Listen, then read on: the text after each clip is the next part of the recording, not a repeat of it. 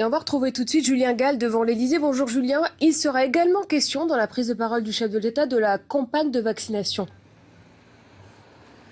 Oui, tout à fait. Après la gestion des masques, après la gestion des tests, quelle va être la gestion de l'exécutif concernant le vaccin?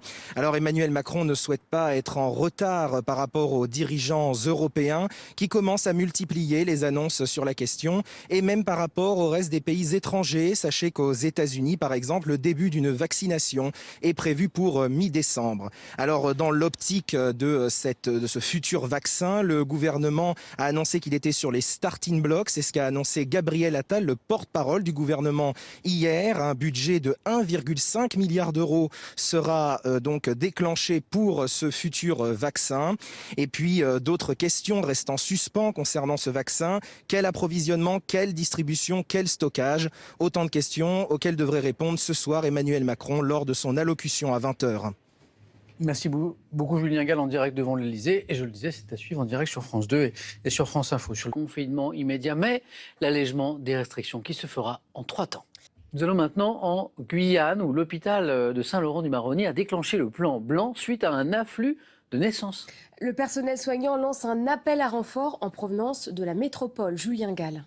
Avec ses 3000 accouchements par an, la maternité du centre hospitalier de Saint-Laurent-du-Maroni en Guyane est l'une des plus importantes de France. Depuis 3 ans, un pic de naissance est observé entre septembre et décembre, des enfants dont la santé est souvent fragile. On reçoit davantage d'enfants qui sont plus malades et qui sont plus petits, et ce qui ne relève pas du niveau de soins à Saint-Laurent-du-Maroni. Alors, pour faire face, le plan blanc adapté aux situations sanitaires d'urgence est déclenché.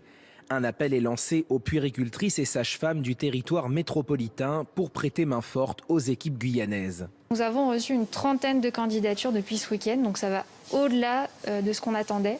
2 facteurs expliqueraient l'affluence, la démographie galopante de la ville de Saint-Laurent-du-Maroni, mais aussi des flux importants de patients venus du pays voisin, le Suriname. Une situation de crise à gérer en Guyane, un territoire où les scientifiques prévoient déjà l'arrivée d'une 2e vague de Covid-19 d'ici 2 à 3 semaines.